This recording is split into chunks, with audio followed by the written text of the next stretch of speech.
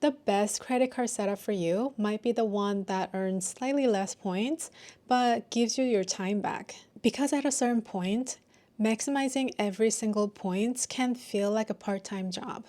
I know because I've been there. You might ask questions like, which credit card should I use for groceries? Is this restaurant coded as dining? Which airline transfer partner should I use to transfer my points? And did I activate the right credit card category this quarter? Today's video is not about maximizing points. It's about simple setups. I'm sharing 5 credit cards that work really well for your everyday purchases, whether that's groceries, restaurants, gas, the things that you pay for every single day. Then I'm going to share extremely simple setups, including 1 credit card or 2 credit card that doesn't require a ton of time and steps to set up. So just to be clear, this is not financial advice. Just make sure that you check with the issuer's latest terms before applying. I'll walk through the framework and then explain each credit cards that fit into that framework. Slot 1 is your anchor card. This is the card that you pick up when you don't really know which card to reach for. Slot 2 is optional. This is your supporting card. This is elevated rewards in a category that you already spend a lot of your money in. So that's the framework. You only really need one really great anchor card, the one that you reach for, and then the second supporting card. So first, let's go through some great anchor card options. You guys already know, like this is my favorite card. I already have it. I talked about it in my other video, but this is Fidelity Signature Rewards card. This card earns unlimited 2% cash back and has no annual fees, no foreign transaction fees, and no spending caps. The full 2% cashback only applies if you have their Fidelity cash management account, and you do need to transfer the rewards into that account. The good thing is that you earn interest. It's a lot better than redeeming for gift cards. Another really great anchor card is Wells Fargo Active Cash Card. This Wells Fargo card also earns 2% unlimited cashback with no annual fees, and you don't need to have a separate account with them. It also includes a cell phone protection that is valued up to $600 that covers damaged or stolen phone with a deductible of $25. Definitely read a fine print on this one, and I wouldn't get this card just to get the cell phone protection. I would say the real drawback is their 3% foreign transaction fee. And this is more like an everyday US purchases card. I wouldn't take it abroad. For Fidelity, unlimited 2% with eligible Fidelity redemption, no annual fee, no foreign transaction fee, and there's no caps. Best for people who already have Fidelity account, or if you want to take advantage of no foreign transaction fees. Wells Fargo, unlimited 2% cash rewards, no annual fee, there's a 3% foreign transaction fee, and their cell phone protection. I would say this is best for straightforward US everyday spending. I know some of you will ask about what about Citi Double Cash? I didn't include that card in this video, and here's why. It does advertise full 2%, but there's a catch. 1% when you buy, and the other 1% when you pay it. And your rewards now depend on your payment behavior. Most of us, I'm sure, will pay the credit card, and you should pay your credit card every single month. It pays out in thank you points rather than plain cash. And it also carries a 3% foreign transaction fee. It is a great card, especially if you already have an account with Citi and you're in the Citi ecosystem. It's just not that simpler than the first 2 cards, and this video is about a simple setup. Now, if you want a one card that beats 2% rewards, there is Wells Fargo Autograph Card. It's pretty interesting because this card earns 3x on restaurants, travel, gas, streaming services, transit, and phone plans. So this is an interesting part about this credit card. There's 6 categories and you don't have to activate them. Also, there's no foreign transaction fees and no annual fees. It's very simple. Looking at this list again, it covers a lot of your spending. You drive to work, you have to pay for gas, you go out to eat dinners, you have to pay your phone bill, and you travel. This single card covers a lot of your spending that you're already doing and gives you 3x. One small caveat is that this one earns points and you don't get cash back. They redeem at 1 cent each as a statement credit. So they're basically cash with an extra step. You just have to convert the points to cash. Everything outside of these 6 categories still earns 1%. So like let's say if your highest spending category is groceries, this card may not work for you. The flat 2% may still be the best option. Now let's move on to supporting credit cards. If you want the classic 2 credit card setup, this is the card that I would recommend.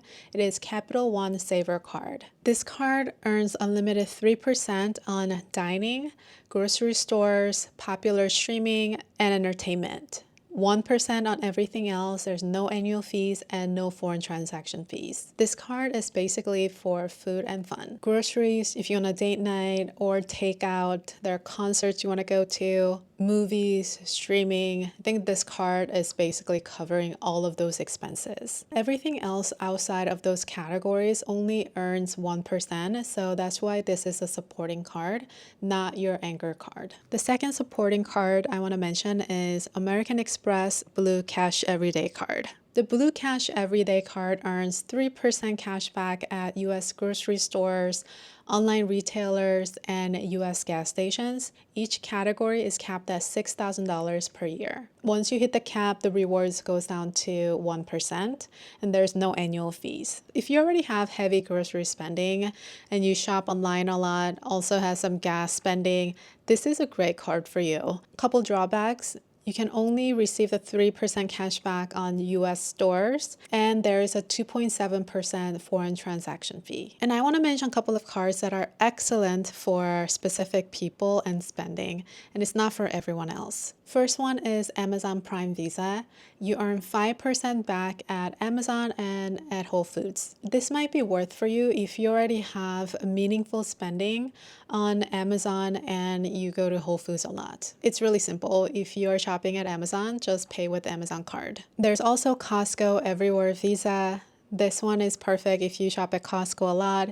You get 5% cash back on Costco gas, 4% cash back on all other gas and EV, up to $7,000 per year, 3% on restaurant and travel. This is worth mentioning because Costco is often excluded from a lot of credit cards categories that I mentioned earlier. And I shop a lot at Costco. Couple of drawbacks is that you do need to have a Costco membership, and the cashback arrives as a certificate only once a year. There's also Bank of America customized cash rewards card. You pick one 3% category and that's it. You just leave it there. Currently, there is a first year bonus that's pushing that up to 6%. There is a $2,500 combined quarterly cap, so it does need a little bit more attention than, let's say, a flat percentage cashback. This card can be good if you already have one dominant spending category, whether that is home improvement or groceries, but I think there are other cards out there that are better. There are a couple cards that are notable mentions. I didn't include as my anchor card or supporting card because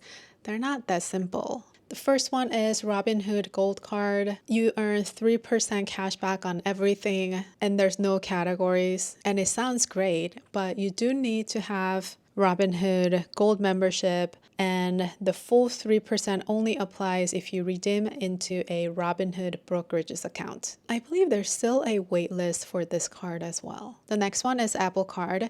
You get 3% back only at certain merchants when you pay through the Apple Pay, 2% on other Apple Pay purchases, and 1% whenever you're using the physical Apple Card. So if the merchant doesn't accept Apple Pay, you'll probably just earn the 1% on that purchase. So if you want to create a simple setup with some of the cards that I mentioned earlier, I would follow these 5 steps.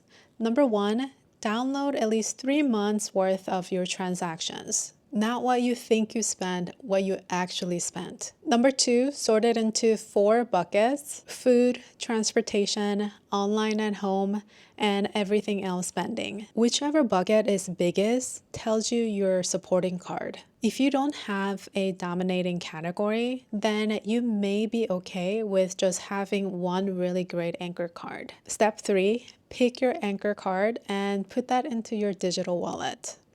This is going to be your go-to card. Step 4, only add your second card if your math clears. Mine is at least $150 a year in extra value. Below that, I'd rather have a simple system. And last step, step number 5, set up auto pay to pay your credit card in full every single month. It's not worth getting extra 2% or 3% in rewards if you are paying interest on that balance. If you're thinking about getting any of these credit cards and have some old credit cards laying around, don't close those accounts. If you close them, it will affect your profile age and also your utilization. Put small reoccurring purchase on the card and pay it off, and just leave it at that. And please don't apply for 3 to 4 credit cards because they sound great on this video. It will affect your credit score, and especially if you're trying to get another line of credit like mortgage or a loan. The best credit card setup is not the one that earns the most points. It's the one that you can consistently follow and use. So what did you guys think? Do you have any of the cards that I mentioned earlier? Comment below. And if you liked the video, please hit the like button and subscribe. I'll see you in the next one. Bye.